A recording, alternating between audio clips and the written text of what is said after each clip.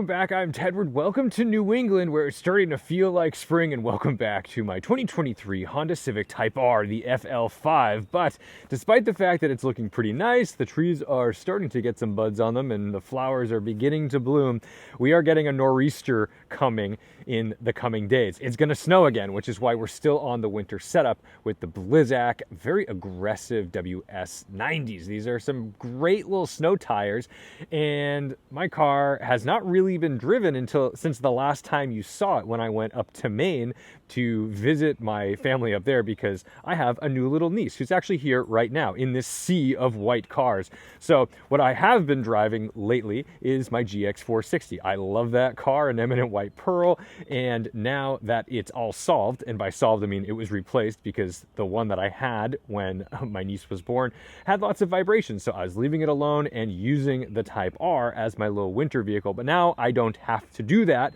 because I've got a nice vibration-free Lexus, which is the dream. So this can remain as a fun, practical daily driver during the less snowy, salty months, and also serve as a bit of a track wrap. But today we're heading up to Garage 42 in Acton, Massachusetts, where I store my E39 M5 and my Porsche 911 to hang out with the boys, and there's a couple special additions to that garage. Now, we might even give this a little bit of a bath, because it has just been sitting out here. This is kind of pathetic, honestly. We've got to clean up this championship white paint, but let's jump in and get it going. Now, the paint is nice and protected because it's ceramic coated with OptiCoat Pro Plus by Craft Detailing, and it's also got paint protection film from here all the way up. And, you know, it really needs like a good decontamination detail. There's a lot of junk on it right now, but it'll be just fine. This is my brother-in-law's 4Runner, and my goodness, does it look really badass on these wheels and tires. I think the Lexus actually would look good on that. Okay, I have the attention span of a squirrel. Let's jump in, start the Honda. Oh yes, I love this car. This is such a joy to own and drive. All right, we slip into these killer red racing seats. Got a good neutral.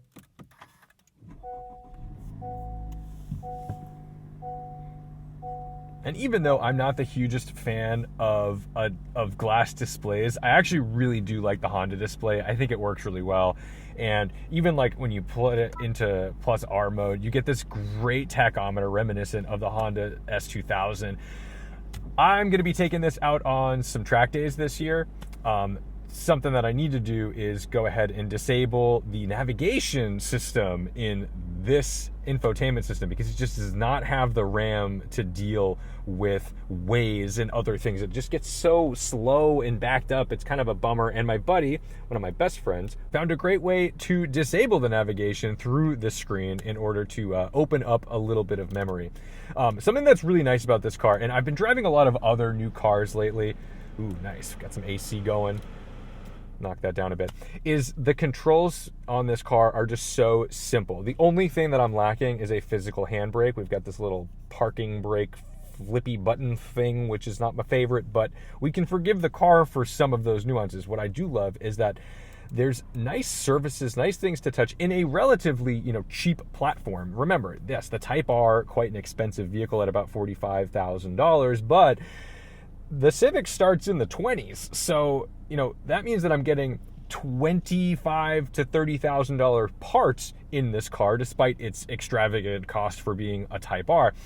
But everything just works really nicely. Everything's really clean. This is a great lesson in controlling costs without making you feel like you're driving junk. Now, we're going to have to go get some fuel. I'm just realizing this now, because holy cow, we are down to 45 miles of range. So let's buckle up, throw her in reverse. Decent camera, but not the best. Some things do make me miss my Lexus when I drive this. Which side is this on? It's on the left. Okay. Sometimes I forget stuff when you haven't driven a car for a while. All right, I'm going to fuel up. I don't really want to look like a goofball in front of people right now. $4.49. Gas is getting expensive again. What the hell, man? All fueled up. Man, there is something really special about a $40 fuel up instead of a $70 or $80 fuel up like in the GX. Yeah. effortless. As we're getting on the highway at 20 miles an hour, because that's just what normal people do apparently, we've got 13,249 miles on the car. I drove this yesterday, actually, probably about 80 miles or so, because I went running with my buddy David, and I was just so happy to be back in my zippy little Honda. Look at this. Let's see if we can find our way.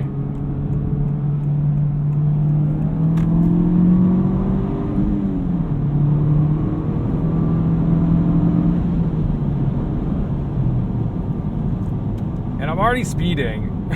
And it's just like lovely to be in a car that can get onto the highway so effortlessly.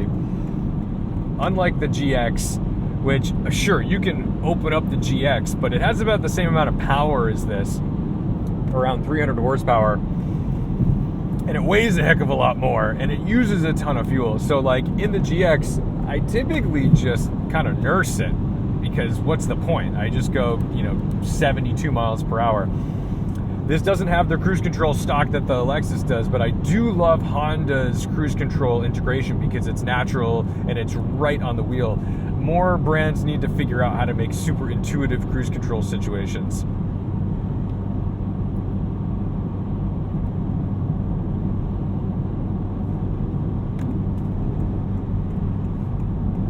We'll do our best to use good lane etiquette, passing on the left when available and not just running up the right lane. You can do that if you'd like, I suppose. It's just such a shame that no one in America really knows how to use a highway. So we end up with a lot of unpredictable lane changes, a lot of people just driving in lanes that don't make any sense. What is the point? I hear the arguments because I've made the video. Oh my goodness, I would never just cruise in the right lane. That's for getting on and off highways. Well, actually, there's an additional lane for getting on and off highways, but that's besides the point. The thing is, though, if everyone just kind of unpredictably passes on different sides, it makes it really confusing. And if you really believe that you should be able to just pass anywhere and be anywhere and not drive predictably, well, I sincerely hope you don't encounter airline pilots like that, because you seem to expect a lot from them, but not a lot from your fellow drivers.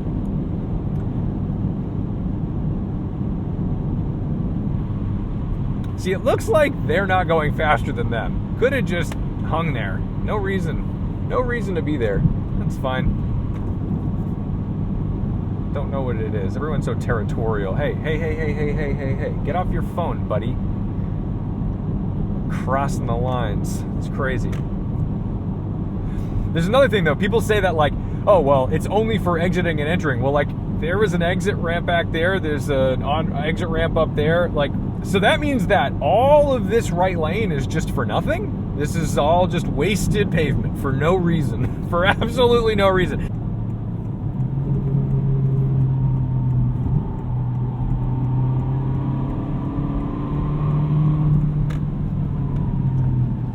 On snow tires, this car is really fun, and you get a little bit of rear breakaway. It gets loose under some trail braking, so I'm really curious to drive this car on track again, because the last time I drove it on track was at the launch in California at Sonoma.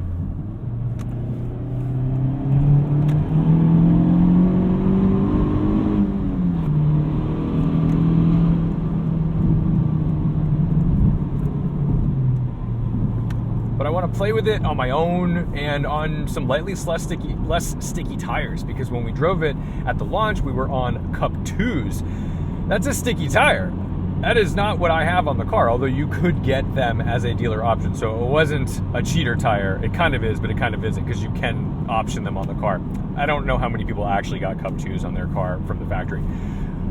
I have the PS4Ss. I'd like to try that, and then we're going to go to a Nankang or something, but I definitely want to like play with it a little bit. I've also got a new Garmin Catalyst, so I want to go to some tracks that I'm familiar with and play with that and kind of learn, like, all right, how fast can I go on this track comfortably, and then see what a couple minor modifications do for the car. I'm looking at modifications more like brake pads, brake fluid for higher temps, and stickier tires. I don't really care about an exhaust system or intakes or any of those like sort of power modifications. That's not the point of this car to me. I think it has plenty of power and plenty of torque, and I would rather be able to make my lap times successful with driving, and maybe faster and just pull some more lateral G-forces with some stickier tires than necessarily trying to go faster in a straightaway. That never really mattered to me. And plus, when you start adding power, that's when you start really needing upgraded brakes. These are formidable brakes for sure, but if you added 50 or 100 horsepower, these Brembos, while fantastic, we found that on Eddie's FK8, they were having a hard time keeping up. That's why he's with a Paragon setup now, with Paragon calipers and rotors. It helps dissipate heat better. These are still, like I said, great brakes, especially for a street car. No joke. They're really up to the task for the power that the car currently has. But when it comes down to it, at some point, you've got to just increase your braking power if you're going to increase the actual power of the car. But we're almost off these highway roads, and man, I do love New England. I do, like, it's so tempting to move out to California sometimes, because California has the best and worst of both worlds.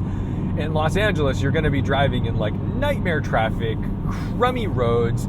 The drivers are even worse than they are here. It's really bad, but you've got Angeles Crest and Malibu Canyons at your disposal, only about 45 minutes to an hour away from pretty much any location. That's really nice.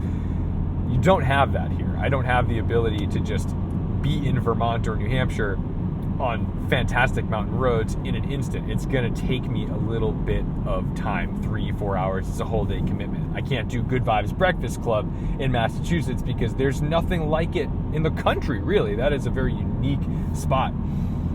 But I think this year, with my own cars, I'm going to go do some more exploratory runs around here because I just think we can have more fun. I've been really caught up getting my business off the ground for the past couple years, but like, it's off the ground, man. We did it. I did it. We're there. Thank you for that. Now it's time to start going on some adventures because there's reliable money and we can play with that. I should have passed this Volvo. Nope, don't stop. Keep going. Keep going. Oh my goodness, keep going. Sometimes you just can't believe who's on the road.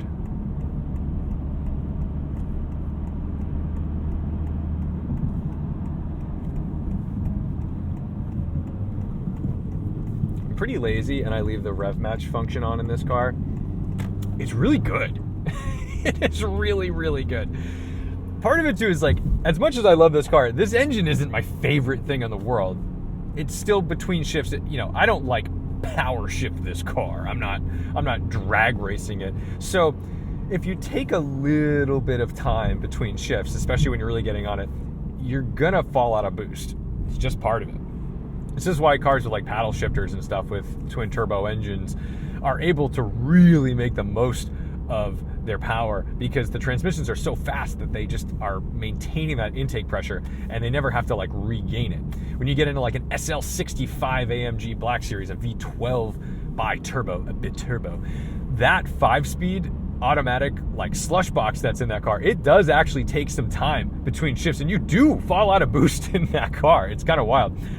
In this, I do find myself falling out of boost a little bit, and you know, it's part of the preservation of your thing, though. You know, you don't want to be just abusive all the time to your vehicles because that's when you're replacing transmission. But I guess the benefit there is that this engine and transmission, not very expensive. I mean, sure, it doesn't look good when you're selling the car that you're on like your second or third engine or transmission, but if you had to replace it, it's not bad. But all to say, this is why I don't always opt for the manual rev match because it's not like the most exciting engine to rev match. I like rev matching my Porsche. I mean, I love rev matching like a Ferrari Colombo V12. Yes, opening 12 throttle bodies is fun. That's exciting.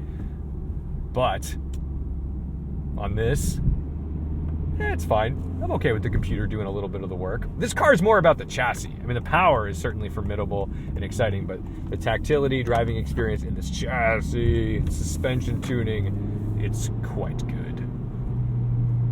And I don't, like I said, listen to this. It's a little buzzy. What do I need to open up the exhaust for? I don't want to hear more of it. I'm fine.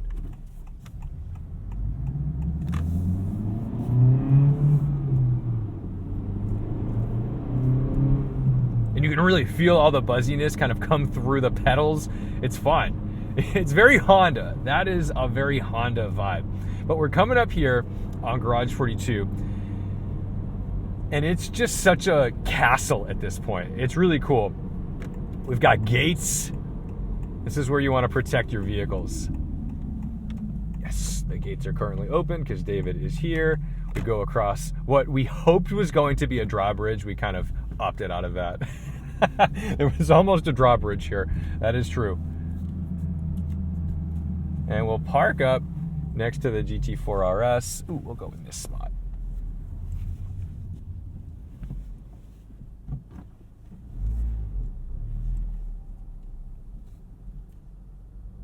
Car guy, you gotta back your car in. It's just a thing.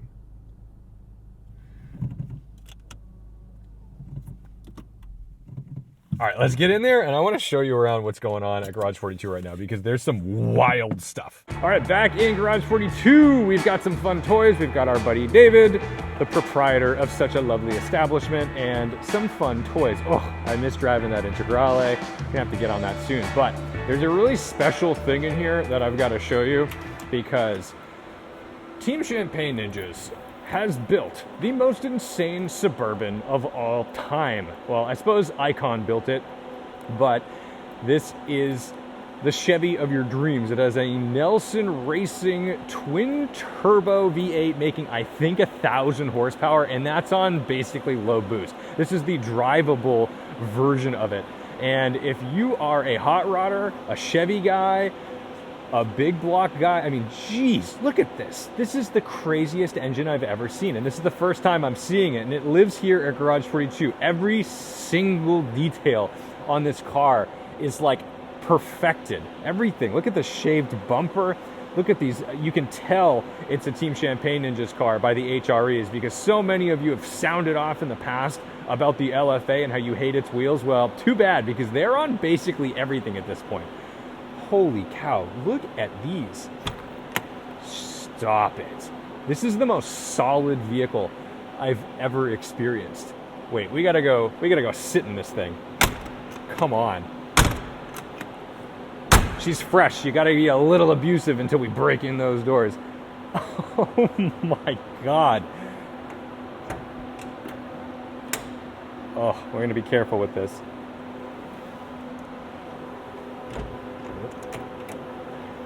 Wow.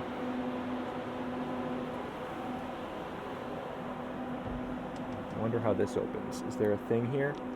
Or do you just kind of do this? Ah, there we go. Oof. Oh my God. It's just gorgeous. So we'll have some more time with this at some point in the near future.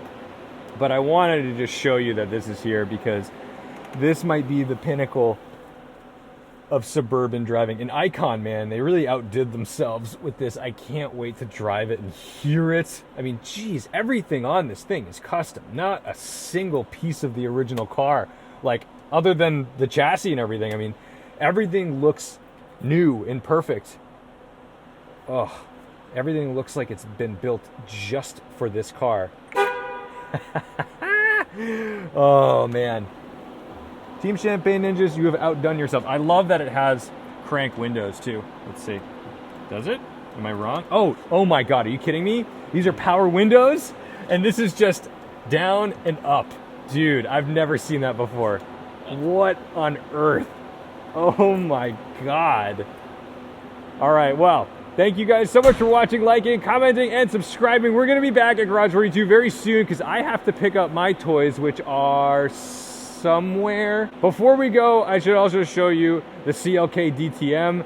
Very, very special car. It's the Cabriolet, and we're going to be out in this pretty soon as well once the roads get good. So thank you guys so much for visiting Garage 42 with me, driving in my FL5 for the first time this spring.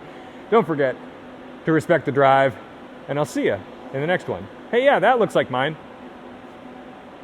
I can see the tow hitch. Yeah, Oh yeah, I know. I always get pulled over for front plates, so. Oh yeah, that one's mine too. Okay, cool.